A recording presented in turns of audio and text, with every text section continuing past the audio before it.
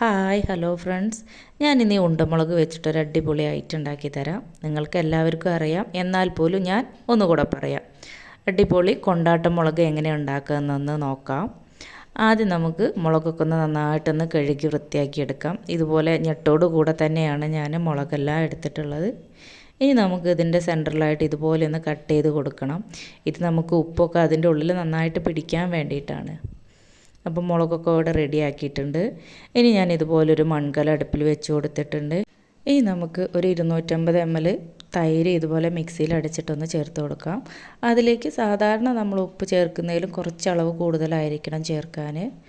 ഇനി തൈര് ഒന്ന് ചെറുതായിട്ടൊന്ന് തിള വരുന്ന സമയത്ത് നമ്മൾ ഈ സെൻറ്ററിലായിട്ട് മുറിച്ചിട്ടുള്ള മുളക് നമുക്കതിലേക്ക് ചേർത്ത് കൊടുക്കാം. അപ്പോൾ ഇതുപോലെ ഒന്ന് തിളച്ച് വരുമ്പോൾ മുളക് ഇതുപോലൊരു ചെറിയൊരു യെല്ലോ കളറിലേക്ക് മാറും. ആ സമയത്ത് നമുക്കിത് അടുപ്പിൽ നിന്ന് വാങ്ങാം. കൂടുതലായിട്ട് വേവാൻ പാടില്ല, അപ്പോൾ മുളക് ആകെ വെന്തുടഞ്ഞു പോകും കേട്ടോ.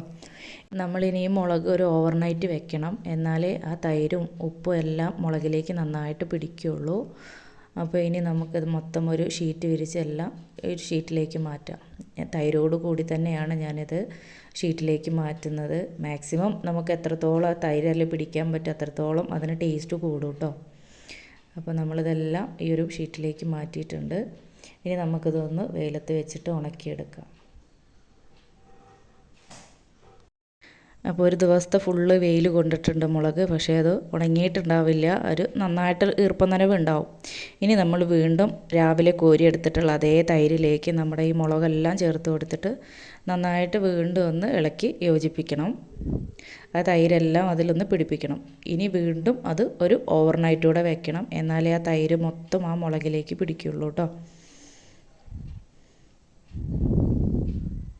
അപ്പോൾ ആ പിറ്റേ ദിവസമായപ്പോഴേക്ക് ആ തൈരിൻ്റെ വെള്ളത്തിൻ്റെ അംശമൊക്കെ പോയിട്ടുണ്ട്. മൊത്തം ഒരു പൊടി പോലെ ആയിട്ടാണ് ഇപ്പോൾ തൈര് കാണുന്നത്. ഇനി നമുക്കത് വീണ്ടും വെയിലത്തിട്ടൊന്ന് ഉണക്കിയെടുക്കാം. ഇനിയൊരു 2-3 ദിവസത്തെ വെയിൽ കൊള്ളേണ്ടി വരും, എന്നാലേ നന്നായിട്ട് ഉണങ്ങുള്ളൂ. ഇതുപോലെ ഒടിക്കുന്ന സമയത്ത് ഇതുപോലെ പൊട്ടി പോകണം, അതാണ് അതിൻ്റെ ശരിക്കുള്ള പാകം കേട്ടോ. ഇനി നമുക്കിതൊരു എയർ കടക്കാത്തൊരു പാത്രത്തിലിട്ട് നന്നായിട്ടൊന്ന് ടൈറ്റ് ചെയ്ത് അടച്ച് വയ്ക്കാം.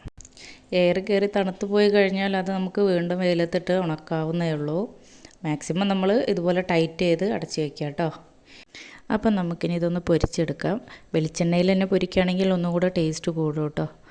അപ്പോൾ നമ്മളിതാ ഇതുപോലൊരു ബ്ലാക്ക് കളറാവുന്ന വരെ വേണം ഇത് പൊരിക്കാൻ, അപ്പോഴാണ് കറക്റ്റ് കൊണ്ടാട്ടം മുളകിൻ്റെ ടേസ്റ്റ് കിട്ടുള്ളൂ കേട്ടോ. അപ്പോൾ നമ്മുടെ അടിപൊളി കൊണ്ടാട്ടം മുളക് ഇവിടെ റെഡി ആയിട്ടുണ്ട്. എല്ലാവരും ഒന്ന് ട്രൈ ചെയ്ത് നോക്കണം, അഭിപ്രായം പറയണം. എൻ്റെ ചാനൽ ഇതുവരെ സബ്സ്ക്രൈബ് ചെയ്യാത്തവരുണ്ടെങ്കിൽ ഒന്ന് സബ്സ്ക്രൈബ് ചെയ്ത് സപ്പോർട്ട് ചെയ്യണേ.